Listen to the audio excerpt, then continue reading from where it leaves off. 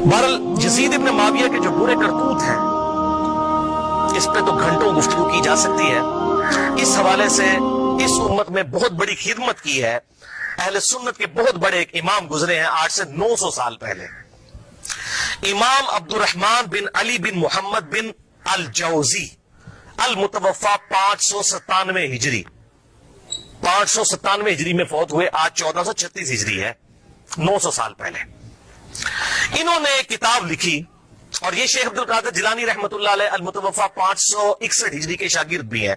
मुहद्दिस इब्न जौजी, इनको अहले सुन्नत कहलवाने वाले तीनों गुरोह अपना इमाम मानते हैं। बरेलवी, देवबंदी, सलफी यानी अहले हदीस और अहले तशय्युअ भी इनको बड़ी कदर की निगाह से देखते हैं। मुहद्दिस इब्न जौजी को इनकी बहुत खिदमत है हदीस की फील्ड के एतबार से, हत्ता कि इमाम इब्न तैमिया और हाफिज इब्न कसीर और इस तरह के बड़े बड़े जो लोग हैं, जो खुसूसन अहले हदीस मकतब फिक्र के लोग जिनको बड़ा अपना इमाम मानते हैं, वो इनको बहुत इज्जत की निगाह से देखते थे। उनकी बड़ी तारीफें की हैं उन्होंने अपनी किताबों में, क्योंकि ये तो उनसे भी बहुत पहले गुजरे हैं।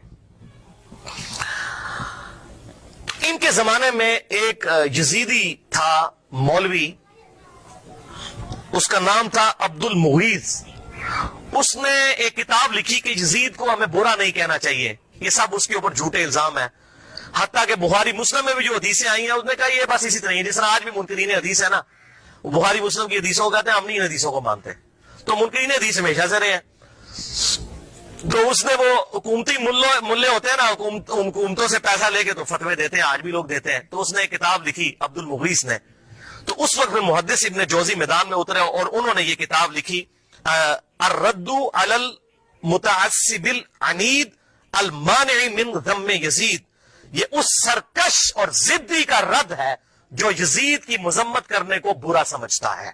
ये किताब का नाम उन्होंने रखा और फिर वो पोल खोले कि किसी का इन्होंने लिहाज नहीं किया और जो कर सकते थे इन्होंने किया। अल्हम्दुलिल्लाह ये किताब इमाम इब्न तैमिया अल मुतवफ़ा 728 हिजरी, हाफिज इब्न कसीर अल मुतवफ़ा 774 हिजरी और बड़े बड़े अहले सुन्नत के आइम्मा ने इस किताब की बड़ी तारीफ की है, अपनी किताबों में लिखा। और अल बदाया वन नहाया तारीख इब्न कसीर में हाफिज इब्न कसीर ने इस किताब को मेंशन करके कहा कि इस किताब ने उम्मत का दिल ठंडा कर दिया है और बड़ी सही तरीके से पटाई की है यजीदी पार्टी की इब्न जौजी ने। ये इब्न कसीर ने लिखा और ये किताब अल्हम्दुलिल्लाह उर्दू तर्जमे के साथ शाया हो चुकी है। शाह नफीस एकेडमी लाहौर वालों ने, जो देवबंद मकतब फिक्र का एक इदारा है, उन्होंने इसका तर्जुमा शाया कर दिया है। हमारी वेबसाइट ahlesunnatpak.com पे इसका PDF मौजूद है, डाउनलोड भी आप कर सकते हैं। टोटल ये 80 सिफात पर मुश्तमिल है किताब। टोटल 160 है इसके सिफात, 80 सिफात उस मुतरजम ने अपने कमेंट्स किए हैं और 80 सिफात पे उसका किताब का तर्जुमा है। माशाल्लाह उन्होंने हक खोल कर बयान किया है। आइम्मा अहले सुन्नत की राय क्या थी यजीद के बारे में। हैरान कुछ बात है कि दुनिया की किसी हदीस की किताब में यजीद से एक हदीस भी रिवायत नहीं है। हजरत अबू बकर के बेटों की हदीसें बुखारी और मुस्लिम में है, हजरत उमर के बेटों की हदीसें बुखारी और मुस्लिम में है, हजरत अली के बेटों की हदीसें बुखारी और मुस्लिम में है, लेकिन यजीद की कोई रिवायत दुनिया की किसी किताब में मौजूद नहीं है। हालांकि इनके भी वालिद हजरत अमीर मुआविया रज़ी अल्लाह तआला अन्हु 40 साल तक मुसलमानों के हुक्मरान रहे हैं, 20 साल तक गवर्नर और फिर 20 साल बाद सुलह हसन के बाद हुकूमत संभाली, लेकिन किसी ने इनके बेटे से हदीस नहीं ली क्योंकि मजरूर रावी था। तो ये सारे अकवाल मुहद्दिसीन के उन्होंने जमा किए। और मुहद्दिस जो होते हैं ना, वो बिल्कुल न्यूट्रल लोग होते हैं, वो हुकूमती मुल्ला नहीं होते हैं कि पैसे लेके फतवे दें। मुहद्दिस तो हक बात करता है, जो मजरूर रावी है वो मजरू है। हत्ता कि आप बुखारी और मुस्लिम में यहां तक हजरत अली के बेटों की, हजरत अली के पोतों की, उनके पड़पोतों तक की हदीसें मौजूद है बुखारी और मुस्लिम के अंदर। इमाम बाकिर की हदीसें, इमाम जाफर की हदीसें, इमाम मूसा काजिम की हदीसें, इमाम अली रजा की हदीसें, इमाम ज़ैनुल आबिदीन की हदीसें, ये अहले सुन्नत के यहां आपको मिलेंगी। लेकिन यजीद की कोई हदीस नहीं आपको अहले सुन्नत की किसी किताब में नहीं मिलेगी। हालांकि वो उसके बाप सहाबी हैं, 40 साल तक मुसलमानों के हुक्मरान रहे, डोमिनेंट पर्सनैलिटी रहे। कोई एक रवायती मुहद्दिस ले लेता ना कि 40 साल में अपने बाप से कुछ सीखा होगा उन्होंने, कोई नहीं, क्योंकि वो कहते थे ये जालिम शख्स है, ये इस काबिल ही नहीं कि इससे हदीस ली जाए। वो अहमद बिन हंबल का कौल मैं इंशाल्लाह बयान भी कर दूंगा इसमें। भाइयों, आप सल्लल्लाहु अलैहि वसल्लम की वफात के 50 साल के बाद 60 हिजरी में हजरत अमीर मुआविया रज़ी अल्लाह तआला अन्हु फौत हुए और जाते जाते उन्होंने अपनी जिंदगी में ही مرنے سے 4 سال پہلے ہی اپنے بیٹے یزید کے لیے بیعت لینا شروع کر دی. صحیح بخاری میں آتا ہے کہ صحابہ کرام سخت خلاف تھے کہ آپ یہ کیا کرنے جا رہے ہیں, امت کو کس ڈگر پہ چلا کر جا رہے ہیں, لیکن تلوار کے زور پر اپنے بیٹے کی بیعت لی. صحیح بخاری میں موجود ہے. یہ کہتے ہیں نہیں بیعت کر لی تھی, گن پوائنٹ پہ بیعت کی, تو بیعت تو دل ہی ماننے کا نام ہے. اور میں حضرت عمر کا فتویٰ بھی اینڈ پہ بتاؤں گا صحیح بخاری سے کہ جو تلوار کے زور پر بیعت ہو اس کو حضرت عمر کہتے ہیں یہ بیعت ہی نہیں ہے. تو صحابہ کرام نے مخالفت کی, لیکن وہ جو معاملہ ہونا تھا وہ ہوا. وہ میں نے مسئلہ نمبر 101 میں ڈیٹیل کے ساتھ بیان کیا. آج ٹاپک کو میں چھیڑوں گا نہیں کیونکہ آلریڈی میں اس کو ایڈریس کر چکا ہوں. بہرحال اس حوالے سے صحیح بخاری میں انٹرنیشنل نمبر کے مطابق 120 نمبر حدیث ہے. حضرت ابو ہریرہ کہتے ہیں میں نے حضور صلی اللہ علیہ وسلم سے 2 پیالے لیے,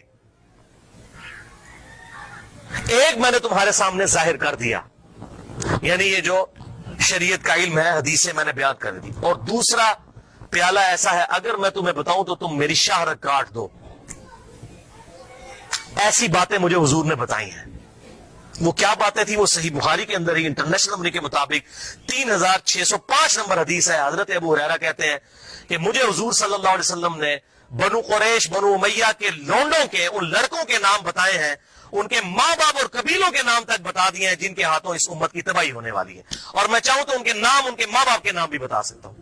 جیسے حضرت حذیفہ ابن یمان کو حضور صلی اللہ علیہ وسلم نے منافقین کے نام بتائے تھے, حضرت ابو ہریرہ کو ان لوگوں کے نام بتا دیے تھے جن کے ہاتھوں امت کی تباہی ہونے والی تھی, بنو امیہ کے وہ لڑکے.